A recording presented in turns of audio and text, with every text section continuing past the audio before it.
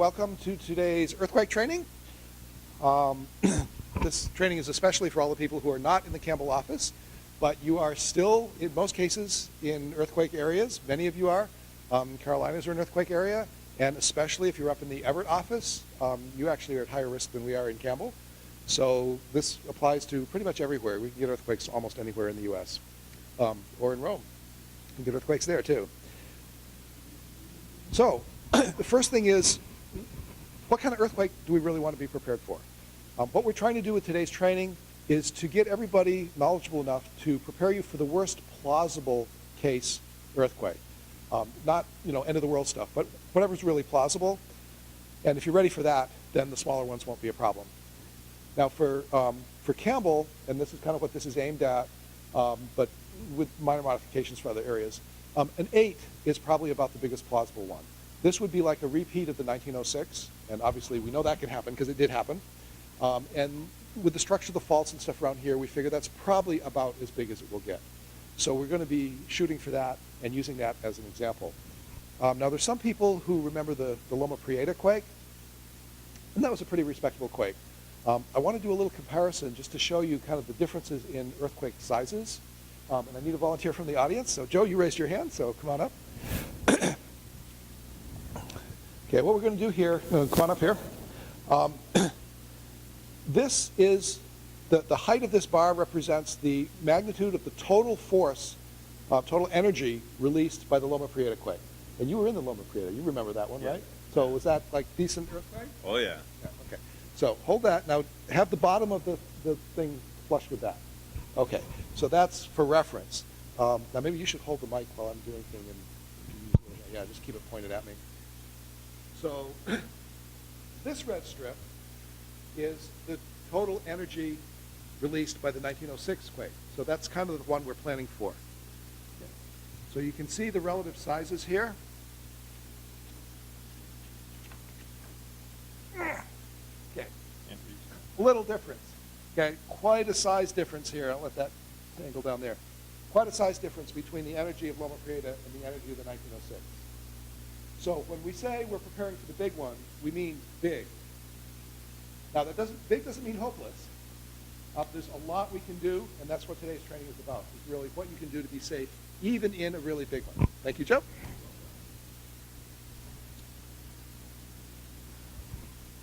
Now, I want to show you a simulator, and we're going to just include a link to the YouTube video rather than splice it right into the tape here. This video is of a shake table, which is an earthquake simulator, and it is, to my knowledge, the largest shake table in the world. It's in Japan, and it's big enough to put a 3- or 4-story building on and then shake the whole thing. And the one you're going to see, the building's all instrumented with cameras, so you'll see what happens on the inside of a building when you get an earthquake. I don't know the exact magnitude of this one, but I think it's in the ballpark of an 8, so it's roughly kind of what we're expecting around here. If you're watching this from Everett, Washington, hate to be the bearer of bad news, but your worst case is a 9 rather than an 8. So everything we're saying goes double or triple for you. And I'll preface this by saying the video you're about to see is what happens if you're not prepared. And so it looks kind of nasty. There's no real people in it. It's all mannequins, so all the strikes on the head and stuff are not real people, but they could be. What today's training is about is to show you what can happen if you don't prepare, and then we'll teach you how to prepare. So at this point, we'll actually break, and you can go watch the YouTube video.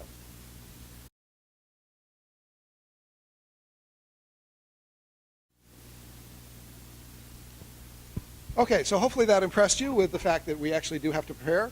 But again, I'll emphasize that we're going to learn how to make sure that you don't go through what those mannequins went through. Let's talk a little about emergency response. Whenever there's an emergency, we're all trained to grab the phone and pick up, call 911. But an earthquake is not just a normal emergency, it's a disaster. And a disaster is when everybody calls 911, and that doesn't work well. Let's look at a few numbers. I'm going to use Campbell numbers because they're the ones I have handy, but no matter where you live, the numbers are going to be pretty much similar. In Campbell, we have a population of over 40,000, and we have 2 fire stations, and maybe 3 or 4 police officers on patrol at any given time. So we're talking about maybe half a dozen responders or response units, and If 1% of the population of Campbell picks up the phone and calls 911 after a major earthquake, that's over 400 calls for half a dozen responders. That doesn't work. They're not going to be able to cover it. They just can't. They're going to be like really working their tails off, but they can't get to everybody. Now, in San Jose, instead of 20,000 people per fire station, during the middle of the day, there's 1.5 million people for 33 stations. That ends up like 45,000 people per fire station. So, like, 911 is not probably going to be available for you. In addition to just the numbers, we also have the fact that during a disaster, you tend to have chaos and confusion. That's just part of it's the way it works. And Murphy's Law is very operational. Concrete example of this, in the Napa earthquake that we had a few weeks ago, which was the largest one since Loma Prieta. By the way, Loma Prieta 25th anniversary is tomorrow. So that's sort of fitting. But in the Napa earthquake, most of the buildings up there were fine because we have good building codes and they were sturdy and they weathered the quake okay. Some of the older ones had some damage, and a few of the older ones were damaged so badly they had to be evacuated. So everybody out, nobody's allowed back in the building. Doesn't matter what you left behind, you can't go back in the building. Guess what was located in one of those buildings? The Napa County Emergency Operations Center. So the very place where they were supposed to be coordinating the response to the earthquake was shut down. And they had to find an alternate location. So they managed to find space in the sheriff's department because their building was still good. But then they had to find a place for everybody to sit. They had to find computers for them, internet connections, phone. It was actually rather remarkable, but it took them 90 minutes to get set up. Now, I think that was amazingly fast considering what they were doing. Partly they lucked out that a lot of people brought their laptops home that night, and so they had their computers with them. But still, it means for the first hour and a half after the earthquake, the county did not have a functioning emergency operations center. And you know, this kind of stuff is going to happen after an earthquake. Earthquakes don't, disasters in general, they don't go according to plan. So we have to be ready for this kind of stuff. And as far as 911 goes, actually, I do public talks as a volunteer for the San Jose Office of Emergency Services, and the official message that we give from the city is don't count on 911 because there's like 100 police officers and like we said 33 fire stations for 1 million or 1.5 million people. It just, the numbers just don't add up. So we're going to be on our own. And we have to be our own first responders. We have to learn how to keep each other safe and ourselves safe. And that's what today's training is really about. Now, on our own means self-sufficient. Anything we need, we're going to have to be able to provide ourselves without relying on outside help. How long is self-sufficient? Well, we can't give you an exact number because we don't know exactly what the earthquake will be like, what the next one is. But I can tell you that the official recommendations from the government agencies and Red Cross and everybody like that used to be 3 days. Because we figured after 72 hours, oh, the National Guard will be there, and the Army will be there, and the FEMA will be there, and all that stuff. And then we had Katrina. And we found out that, no, there were people in Katrina that took a lot longer than 3 days to get help to them. So now the recommendation's been modified, and it's be prepared to be self-sufficient, you know, food, water, prescription medication, whatever you need, for at least 3 days, minimum, but preferably up to 2 weeks, because it could take that long in a really major widespread disaster. And again, we're talking about the big ones. The little ones I don't care about, but we want you to be prepared for the worst plausible case. So we're looking at 3 days minimum, preferably 2 weeks. Okay, that kind of sets up for like why we think this is important and why you need to prepare. Now let's look at actual concrete things you can do to increase your safety. I'm going to break it into 3 time segments. There's before the earthquake, during the earthquake, and after the earthquake. So real simple chronological. And for each of those segments, we'll just hit on 1 or 2 of the high points. I don't want this video to go on for hours and hours, so we'll keep it relatively short. But I'll give you just 1 or 2 things that you can do that are fairly easy to do and that will really increase your safety and security, either here or at your home for you and your family. So let's look at what you do before the earthquake.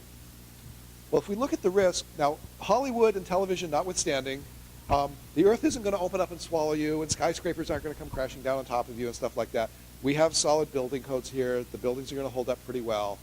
The thing that injures most people who get injured in earthquakes is the contents of the building.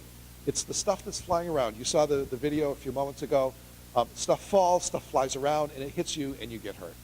So the best thing we can do is to secure the contents. You want to look at anything that could hit you and hurt you, and basically tie it down so that it doesn't go flying. Now let's look at a couple of things. If you could hold the mic for me for a minute, this would be great. This thing is a shake table. Now the governments and the university research labs pay millions of dollars for these. This one costs considerably less than $1 million. It's just a piece of plywood on, actually you can see what's under it. It's just some rubber balls that it's rolling on. But it lets us simulate an earthquake. And these little boxes simulate pieces of furniture. And they're different heights and they're different weights. Some of them are empty, they've got nothing in them, those are very light. Others are much heavier, they're full of sand. So if we take this and we start shaking it,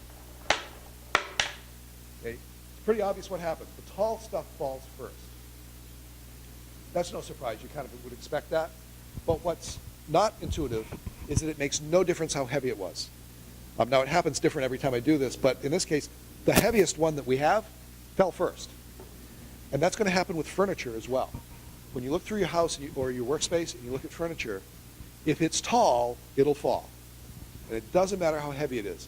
If it's your grandmother's 800-pound china cabinet and it took 3 giant movers to move it in and you can't budge it, you couldn't tip it over if you tried, that makes no difference at all. Because the earthquake isn't tugging on the top. The earthquake is pulling the feet out from under it. And if it's tall, it's going to come down. So when you look at your workspace or your home, find the tall, heavy stuff, and that's where most of your risk is coming from.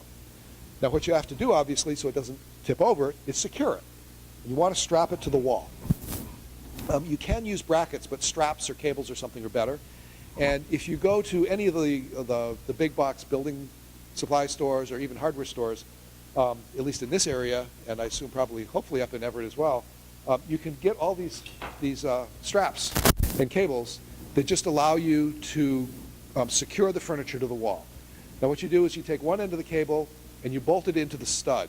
Never attach it to drywall or plaster because that'll pull loose immediately anytime you put stress on it. It has to be screwed into a stud in the wall, and then the other end attaches to your furniture. And this one has a cable, this one has a strap, and it goes on with glue so that you don't have, like for a refrigerator or something, this would be good so you don't have to drill holes in it. But they all have the same basic idea, and they're strong. Let me demonstrate here. These are strong. They're not going to let go. They're engineered for strength. So all you tall furniture do that. I used one of these. The first thing I did in my house was my kids' bunk beds. And this was a little more complicated, but it was really strong, and it worked well. So you can take care of your tall furniture that way. The other thing you have to worry about is pictures and mirrors. Most of us have a bunch of those hanging around the house. And a regular picture hook is just an open hook. And the pictures, remember, an earthquake isn't just horizontal. It goes vertical too. It's bouncing in all directions. And it can just throw the pictures right off the hooks. And you don't want to get hit by them, but also most pictures have glass and mirrors as well. And when they hit the ground, then you get broken glass. Now, you get your floors covered with broken glass. It's slippery and it's sharp. And without power, you can't vacuum it up. So it's a real hazard. The best thing to do is just don't let it fall off the wall at all. And you can get special picture hooks that instead of having an open hook, they have a closed hook. So the wire can't bounce out. And they're not that expensive. Instead of like 25 cents a piece, they're maybe a couple dollars a piece, but it's well worth it to prevent the picture from falling down. And there's some examples here that maybe we can do a little piece at the end on that. So that's the stuff you can do before an earthquake. And I encourage you to do that, both check your workspace in your office and also at home as well. This is about safety both places. It doesn't matter where you are, we want you to be safe either way. And of course, if you're safe, then it means you can come back to work too, and we like that. So now let's look at the next phase, which is during an earthquake. Yes, question? You do big monitors on your desk. You get straps for those so they won't go flying. I need to talk to Jake about doing some of that. Yeah. But they do make special straps for monitors. Basically, anything that can become a projectile, probably want to tie down. So during an earthquake, the advice for what to do when the shaking is actually going on has kind of evolved over the years, and we've learned from experience. And they've got it down now to a pretty simple method. It's 3 steps: drop, cover, hold. As long as you remember those 3, you're okay. Now, I'm talking about the U.S. and other countries that have good building codes. Japan, Chile, places like that, they have good codes. There are some places in the world that don't have good codes, and the advice would be different there, but we're talking about here, particularly in the U.S. So this is the point where we'll actually switch to the video from New Zealand. New Zealand also has similar good, strong building codes to us. They're in an earthquake zone. The laws of physics are the same there. And you get to listen to somebody with a different accent than mine. So we'll cut here to go to that video.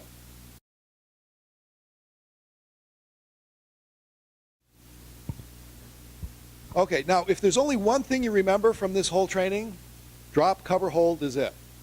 So you watched the video from New Zealand, which had the explanation. We'll also post a handout that you can print out, which has the instructions on it. And then finally, for a third thing, to make sure everybody remembers it, we're actually going to do it. So here's where we walk through the actual drill. And we do have a little bit of an audience here that we can do it with.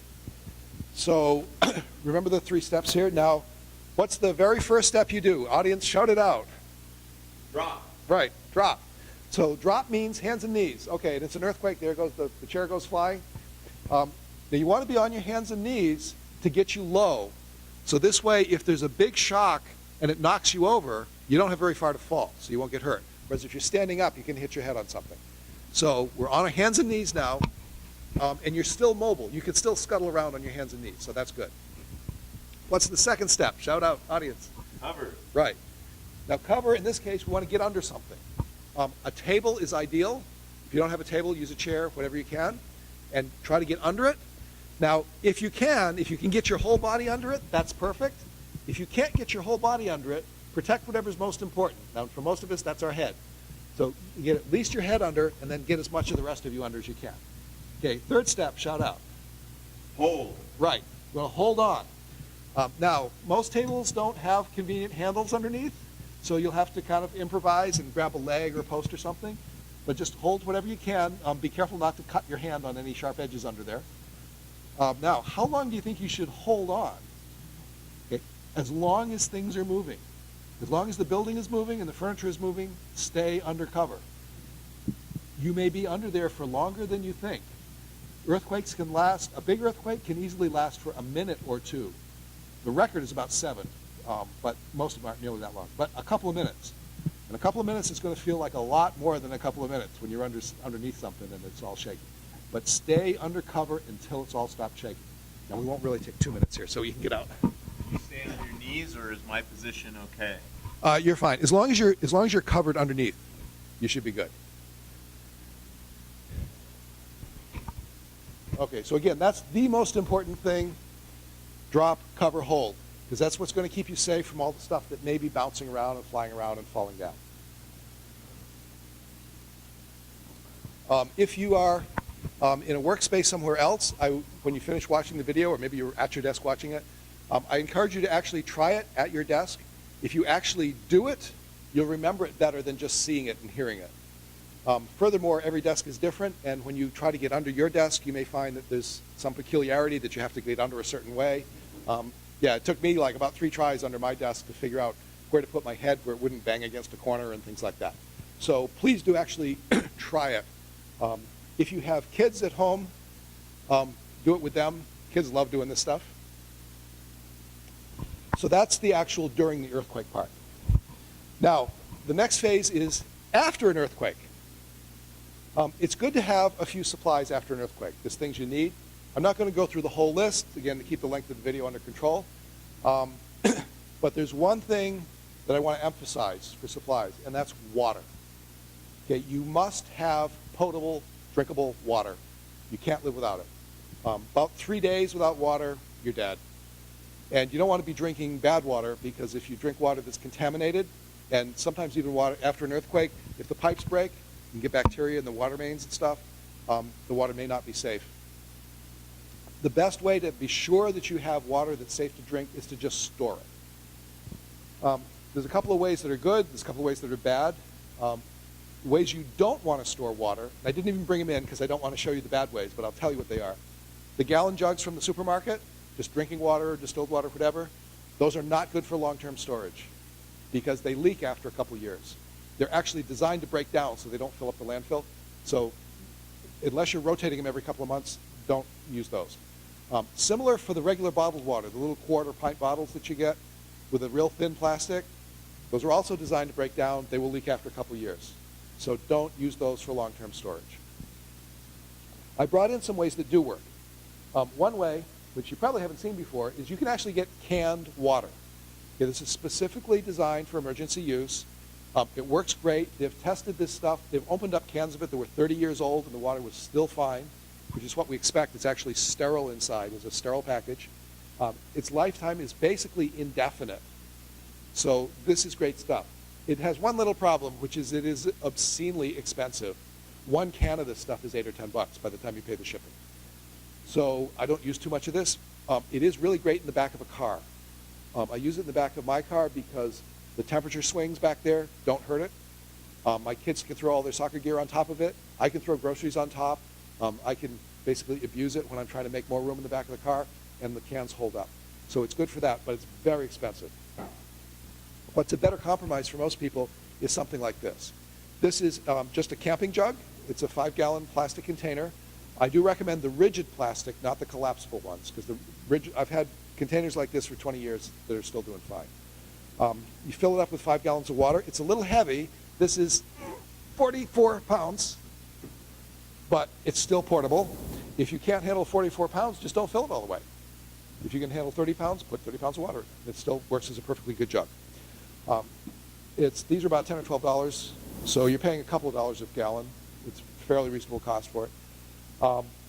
Just fill it with tap water, put a little bit of Clorox in. You can look up on the internet the exact amounts, and you're good. Now, the only thing is that you can kind of sanitize it, and, you get the chlorine in it and stuff, which works pretty good, but it doesn't actually sterilize it. It's not totally sterile.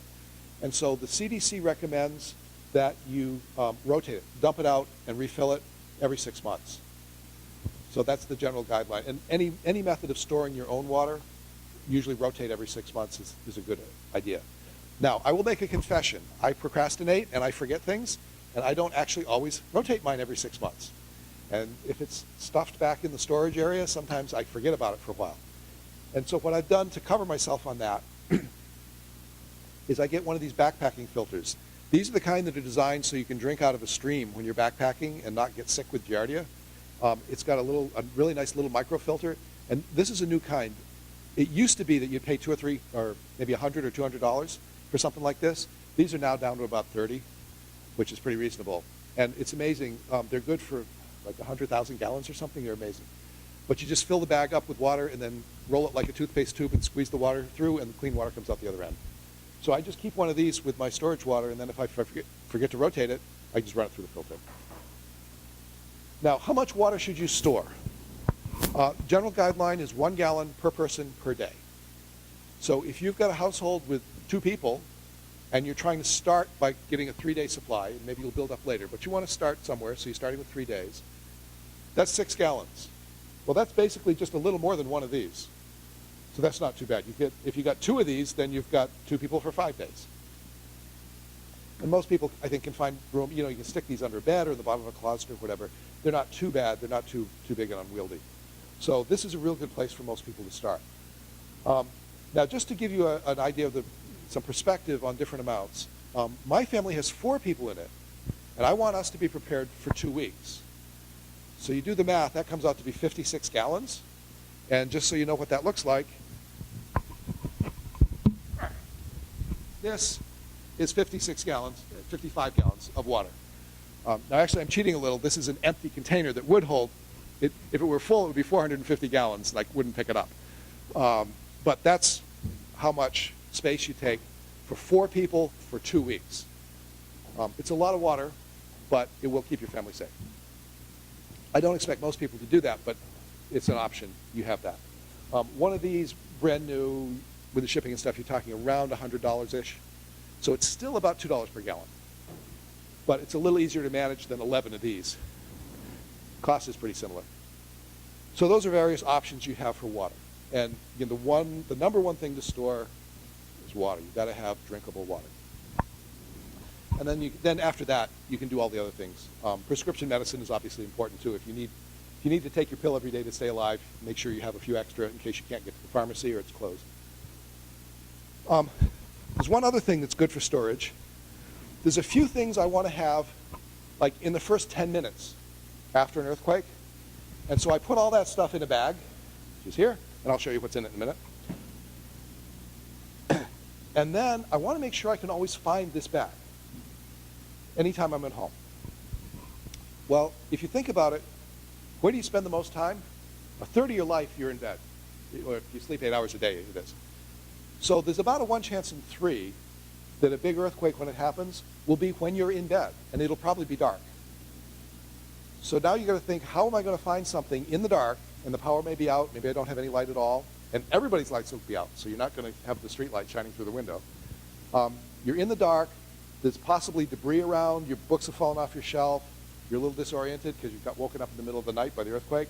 How are you going to find the stuff you need? Well, what I do is I take this bag and I tie it to the bed. It's just on the floor under the bed, but tied to one of the legs of the bed. And that way, if the bed slides around, which it very well may, this will go with it. And I can just run my hand down. Even if something falls on top of it, I can run my hand down, find the string, and drag it up. If you could hold the mic for me again. Thank you. So now let's look at what I've got in my little goodie bag here. Okay, well, the first thing that you want is a flashlight. Okay? You can see this one. These little LED flashlights are great. They don't cost very much. They're bright. The batteries last a long time. It's pointed right at me. Yeah. So you want to, and the batteries now, you can get 10-year batteries that are not exorbitantly priced. So flashlight is a real good idea. And it's at night. It's in the dark. So now I'm going to use the flashlight to find the rest of the stuff. The next thing out is a pair of shoes. Now, even by my standards, which are pretty relaxed, these are ugly, grody shoes. But that's okay, because the only thing that matters is that they have soles on them. Most of us don't sleep with our shoes on. We have bare feet. And if there's broken glass and debris around the floor, broken glass and bare feet are a really bad combination. Hospitals see a lot of cut feet. So the first thing you do, actually the first thing you do is check yourself for injuries. Make sure you're okay. You're not doing a full medical exam, but just take the flashlight, check your arms and legs, make sure there's no blood gushing or broken bones sticking out or anything, because when your adrenaline is charged up, you might not actually know that you're injured, and you have to take care of yourself first. It's not being selfish. You've got to take care of yourself first so that you can then help others. Like maybe your kids are in the next room screaming because they're scared. Okay. You want to run straight for the kids, but you've got to take care of yourself first so that you'll be in good shape to help them. So always put the shoes on, and that will protect your feet. Now that's the very basic. I throw a couple of extra things in. There might be furniture tipped over. It might be broken. I might have to move it in order to get to my kids. So a pair of gloves. These aren't anything fancy. These, I think, were less than $10. And it's just got some good heavy palms on them so that I can pick up something with broken glass and it's not going to cut. Because you don't want your hands cut. That makes you kind of useless to help other people. And there's one more thing. I've actually been trained to wear a hard hat because I've been a CERT team. I'm not telling you to go out and buy a hard hat. But you may already have one and not know it. Bike helmet. It's a hard hat. It's designed to protect your head. And if you're banging around in the dark in a place where things have fallen over and may not be where you expect them to be, not a bad idea to have head protection. And if you already have a bike helmet anyway, it doesn't cost you anything. This is the bike helmet I already had. I just keep it in the bag under my bed instead of hanging off the handlebars. So it doesn't cost me anything, and I've got it when I need it. Thank you.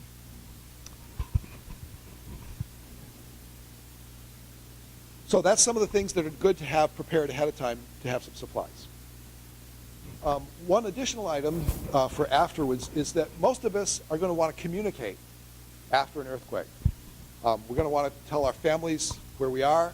If we're separated, if like, you and your partner or your kids or something are in different places, you want to have some way to kind of connect and figure out how you're going to get back together again. So you need to be able to communicate. And the phones may not be working right. The cell phones may be down, landlines may be down. Remember that if the landlines go down, the cell phones won't work. Cell phones rely on the landlines to work. Okay, now let's talk a minute about communications. Right after a big disaster like a major earthquake, everybody wants to get in touch with their family, household, whatever, and just figure out, is everybody okay? Where are you? But that can be problematic because the phones may not be working, or they may not be working very well. So there's a couple of things you can do. Both involve getting things ready ahead of time, just real simple things. The first one is to have an agreed-on meeting place for everybody in your family, so that even if you can't reach each other at all by phone or any other means of communication, you at least know where to go to meet up. And it's good to have a couple of those. One of them can be like right on your block near your house. That can also double as a good meeting place if there's a fire in the middle of the night or something, to make sure you've got everybody accounted for. And then in case your area has to be evacuated, it's good to have a secondary meeting place, maybe in another town or something, just so you have some place to go where there's a high probability of finding everybody you're looking for. But of course you have to have that agreed on ahead of time. The other thing you can do is, since eventually the phones will come back up, or maybe they won't fail at all, or maybe they'll just be degraded.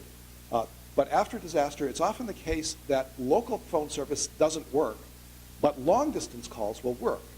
So if you also agree ahead of time on one single contact out of state, far, far away from the San Andreas Fault, and then everybody will call them, and they can act as a clearinghouse. So you can call in and say, okay, I'm in such and such a place, and I'm okay, and then everybody else will call in, and then the next time you call in, they can report on who everybody else is, and if you're going to try to meet or whatever, they can coordinate. But again, you have to have that one person set up ahead of time, and you have to let them know ahead of time, make sure it's okay with them to do that, so they're expecting it. So that's pretty much what you can do for communications if you don't have full phone service. Now we have a little added bonus here. Earlier in the talk, I showed you the thing about the picture hangers, and we're actually going to demonstrate that. Okay, so here we have a little piece of wall with some nice pictures hanging up on them. And these are just hung on regular picture hangers, the standard ones, the real cheapy ones. And if you start to get an earthquake, they start to wiggle. But then if you get a strong earthquake, they're gone. And it didn't take much shaking to shake those loose. So what we're going to do now is hang them up on the other hangers that have the closed loop. Okay, so here we are again, and they're rehung, but this time you're on, of course, the picture hangers with the closed loops. We're going to shake them over here.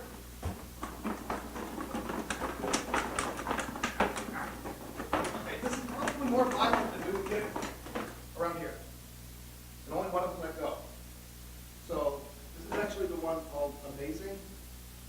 So probably not the best one, but the other ones work well.